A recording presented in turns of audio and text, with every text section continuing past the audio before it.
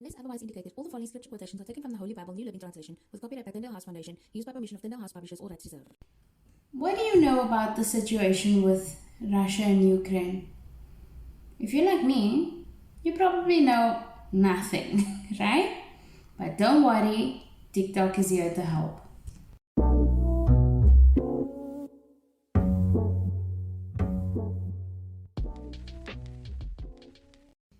Hi, welcome to my channel. I'm Peachy Pie. You are very welcome to be here. Also, I would appreciate it if you could remember to subscribe and to hit the like button and the notification bell so you can be here when I post another video. I'm trying to do daily videos and weekly streams. We'll see how it goes. No promises, okay? Okay, so I haven't spoken about the whole situation with Russia and Ukraine because I don't actually really know much about it and why it's important, although I do pray for the Ukrainian people and the Russian people as well. But I think that it's better actually to, if you are capable, physically capable of it, to donate to organizations that will help those people on the ground to be liberated from the situation. And yeah. So while I was on TikTok, I came across this user called the Psycho Bomb, right? And her TikToks are really quite informative. And the specific one that we're going to look at today is where she talks to specifically actually black people, because black people on TikTok were telling her, why is she talking about a white man's war, apparently. And apparently that's possibly a common misperception. And this video is actually what really highlighted that I know nothing about the world, which was marvelous to discover. And since then, I've been watching The Daily Show, but I don't really feel that they represent the Republicans in the USA very well. I think they're just like making fun of them a lot, which is very humorous, but I think that they need a little bit more duality. And I'm also watching Russell Brand's YouTube channel. No one is more surprised that Russell Brand is a fountain of knowledge for me than me. But his YouTube channel is really, really good and very informative. So I highly suggest checking it out, and I will pop a link in the description, or I think I'll pop a pinned comment because I think it's very good. Anyway, let's get into the video of the Psycho Bomb. It's a little bit long, so I'm going to be interspersing commentary in between, and we're going to try and fact check some of what she is saying. So, a lot of black folk are coming at me and saying, why are you reporting on the Russian invasion? This is a white people's war, and people only care because the refugees are white. You need to mind your own black business because this isn't our war. Okay, that's actually not the first time that I've heard of this, and it's also not the first time that I thought about this as well. I've also heard The Daily Show cover the fact that there's a lot of racism involved in how the world is approaching this war, and I have to bring to the attention of people the situation with Gabby Petito, who, when she went missing, there was a nationwide search for her, and yet numerous women of color go missing all the time, influencers or not, and the nation doesn't respond in the same way.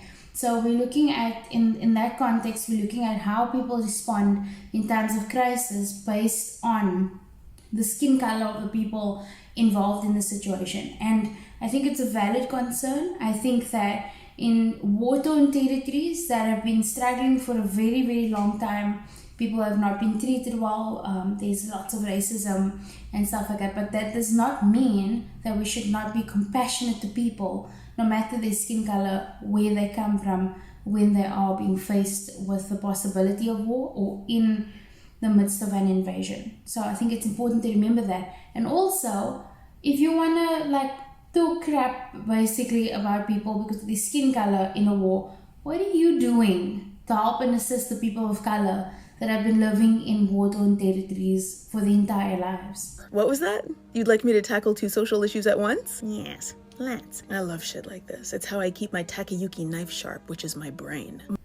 She just said Takayuki knife, which is my brain. I wonder how many times she hears that.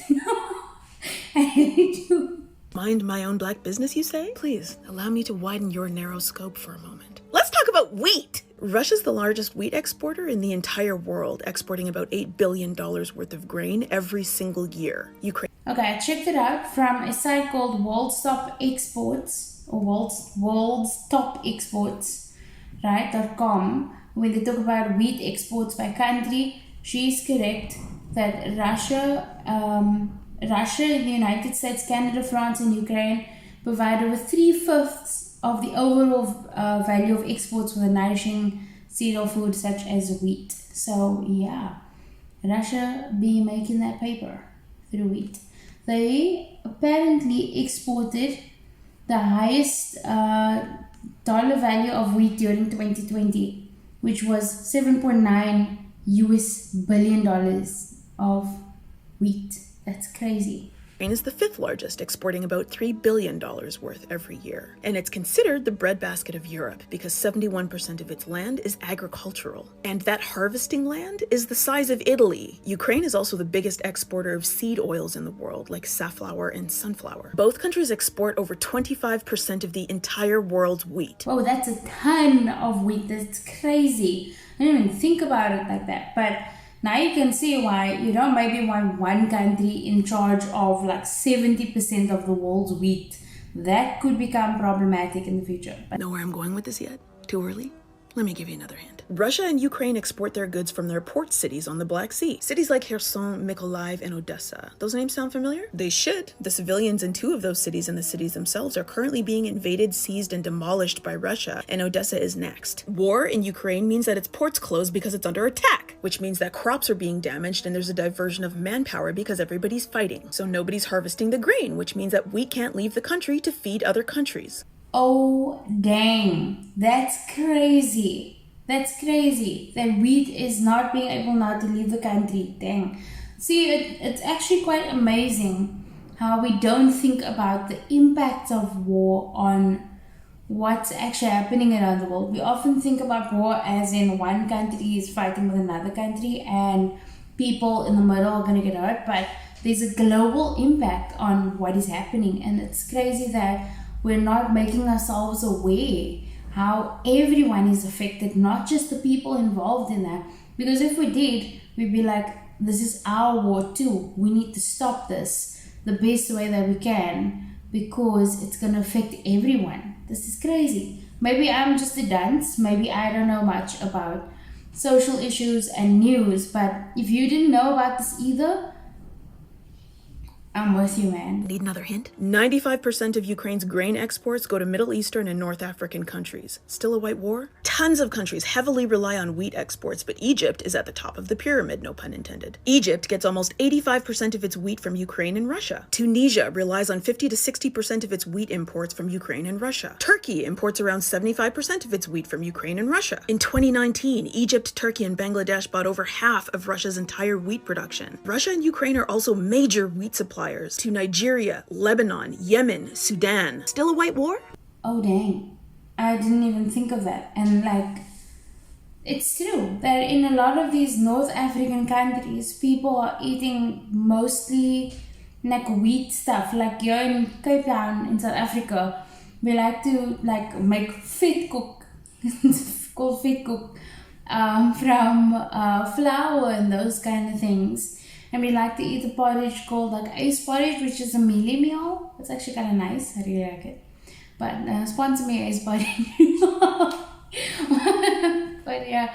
So we eat a lot of those kind of things here because it's really, really cheap and very, very filling as well.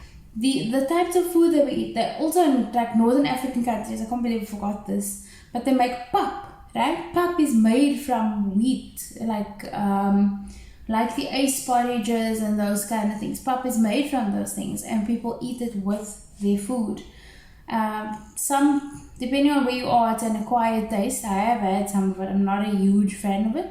I just don't like the grainy texture, but it is extremely, extremely filling and it can be very delicious when made well and in an authentic way. But this is just so crazy that how this war is gonna affect everything for everybody, and unfortunately the poorest of the poor are gonna be feeling the brunt of it a lot worse than like the more affluent nations. Russia's port cities may not be under military attack, but Russia's money, reputation, and ships are under attack from sanctions. That means that countries don't want to do business with Russia because of what it's doing to Ukraine. Countries are banning Russian ships from entering their ports. Turkey has now blocked passage to Russian fleets through the Black Sea Straits, which they control. And when the flow of grain from the world's largest exporter is disrupted, this has a significant effect on the cost of food. And then food prices rapidly rise, which is occurring right fucking now.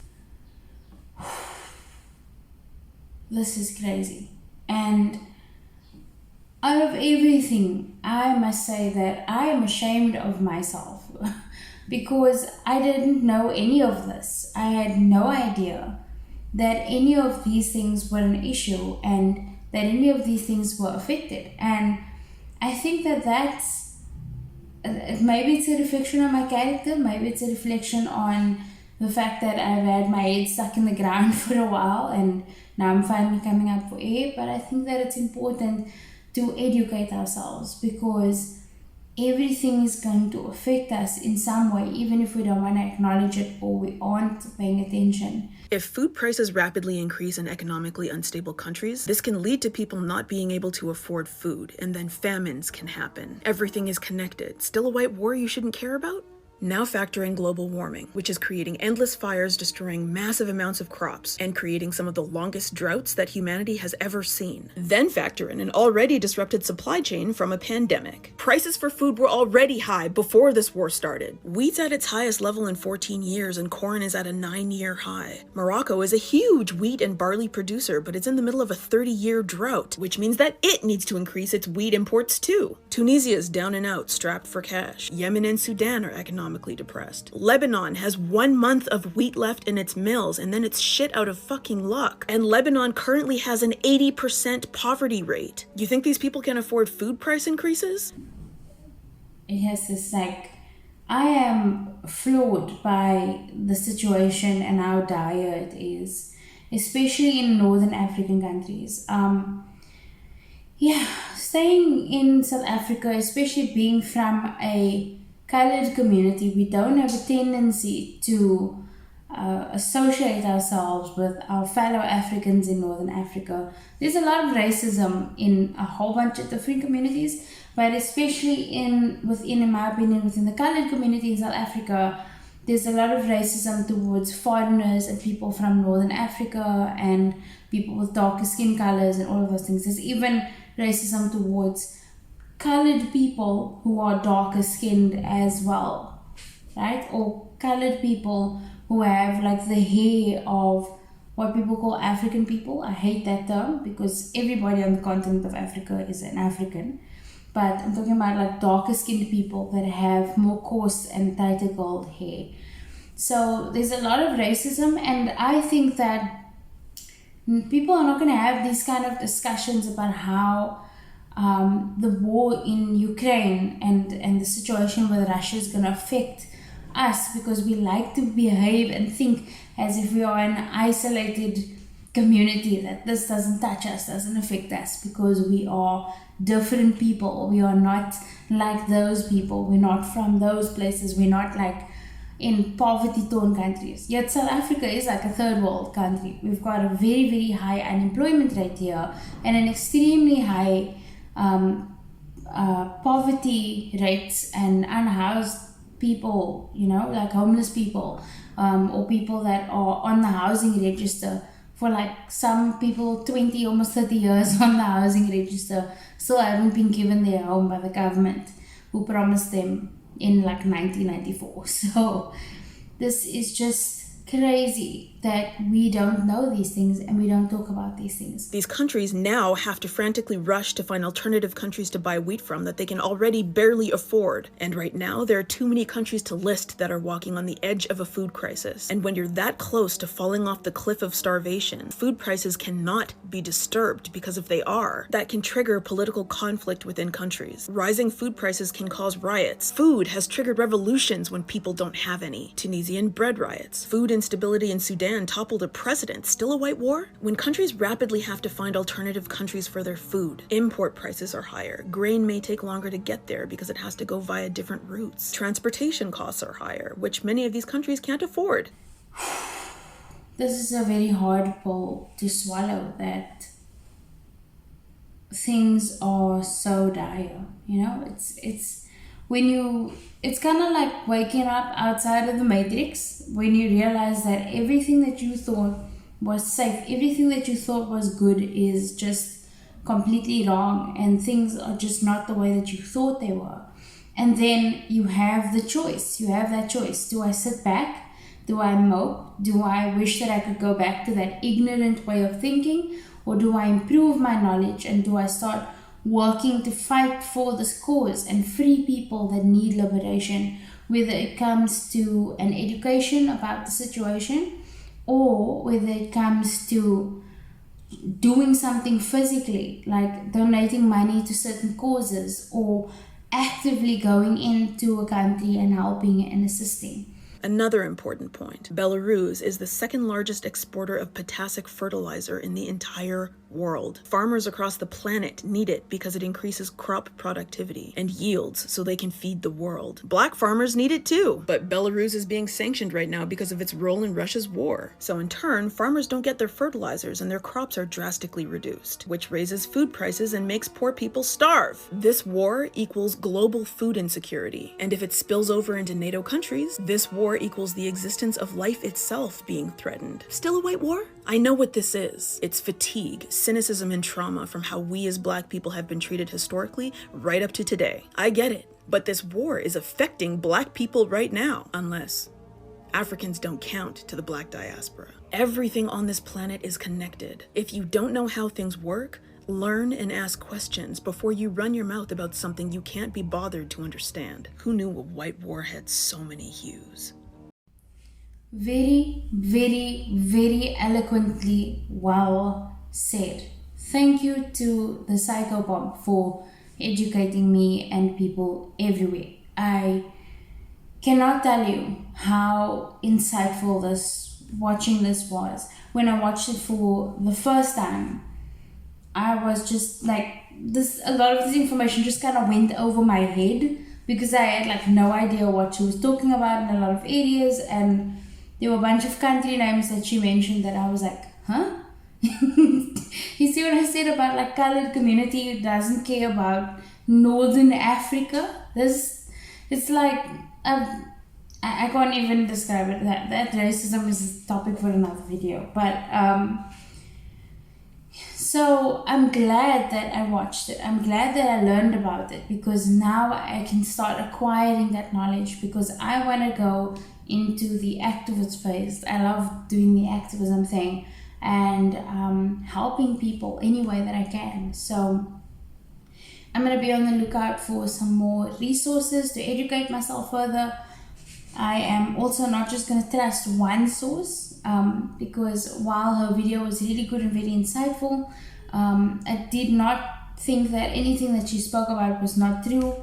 I only checked one of the sources on this video, but I'm going to check some sources off the video and pop them in the pinned comment. But there's just so much to absorb. And if you are like me, who was oblivious to all of this, start small.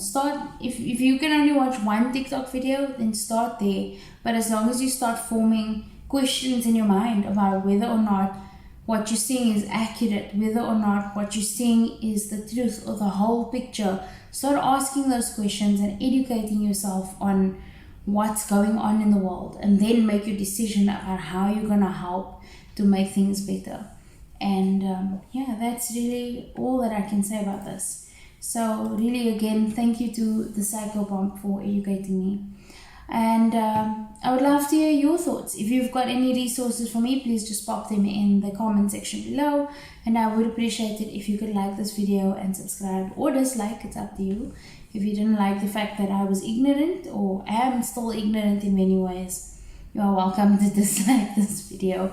Dissenting voices are welcome, because they help us form a rounder opinion. So thank you very much for being here, and stay tuned for your scripture of the day. Your scripture of the day comes from Philippians 4 verse 13, which says, "For I can do everything through Christ who gives me strength." Alright, that's it from me. Thank you again for being here with me, and helping to learn about the Russian invasion in Ukraine, what it means for the world and what it means for people that come from vulnerable spaces in the world. And I'm going to try and find some ways in which we can help people. I'm going to try and find some ways, and if I manage to find it, I will also pop some things in the pinned comment, like places where you can donate and all of those kind of things. But yeah, let's help people. Let's try and do the right thing. That's at least what I like to believe. Let's try and do the right thing. So thank you so much for joining me, and I hope that you have an absolutely wonderful day further, and just keep your eyes open. And yeah, so have a great day because you deserve it. Cheers. 그대 잠깐 눈을 붙일 때 나는 마음